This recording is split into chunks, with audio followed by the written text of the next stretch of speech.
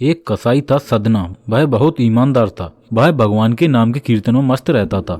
यहाँ तक कि मांस को काटते बेचते हुए भी वह भगवान का नाम गुनगुनाता रहता था।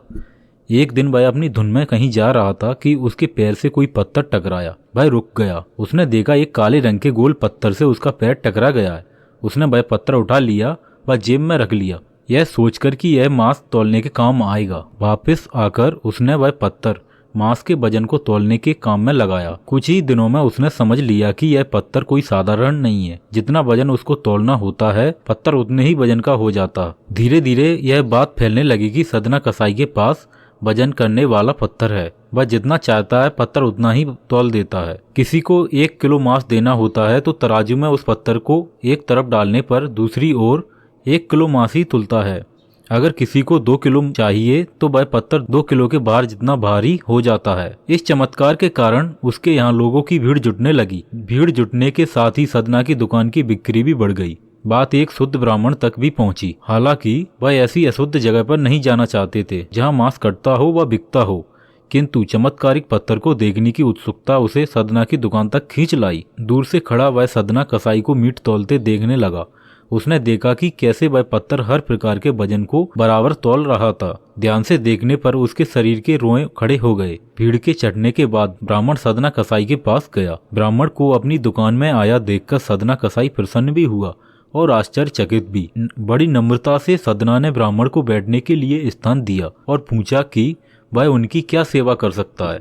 ब्राह्मण बोला, तुम्हारे इस चमत्कारिक पत्थर को देखने के लिए ही मैं तुम्हारी दुकान पर आया हूँ, या यूं कहें कि यह चमत्कारी पत्थर ही मुझे खींचकर तुम्हारी दुकान पर ले आया है। बातों ही बातों में उन्होंने सदना कसाई को बताया कि जिसे पत्थर समझकर वो मांस तौल रहा है, वास्तव में वो सालिग्राम जी हैं, जो कि भगवान का स्वरूप होता है। सालिग्राम जी को इस तरह गले कटे मांस के बीच में रखना व उनसे मांस तौलना बहुत बड़ा पाप है। सदना बड़ी ही सरल प्रकृति का भक्त था। ब्राह्मण की बात सुनकर उसे लगा कि अनजाने में मैं तो बहुत बड़ा पाप कर रहा हूँ। अनुनय विनय करके सदना ने वह सालिग्राम उन ब्राह्मण को दे दिया और कहा कि आप तो ब्राह्मण हैं, अतः आप ही इनकी सेवा परिचर्या करके इन्हें प्रसन्न करें।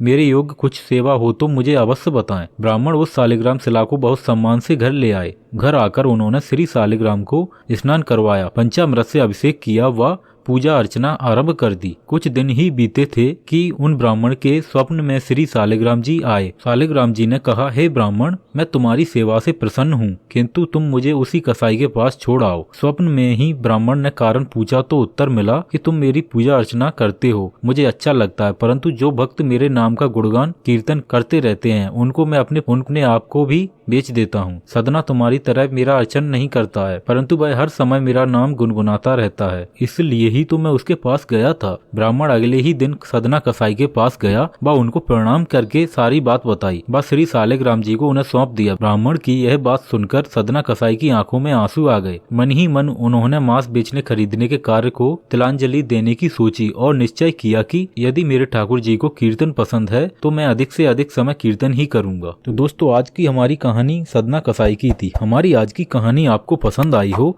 तो हमारे चैनल को सब्सक्राइब करें और वीडियो को लाइक करें। हम आने वाले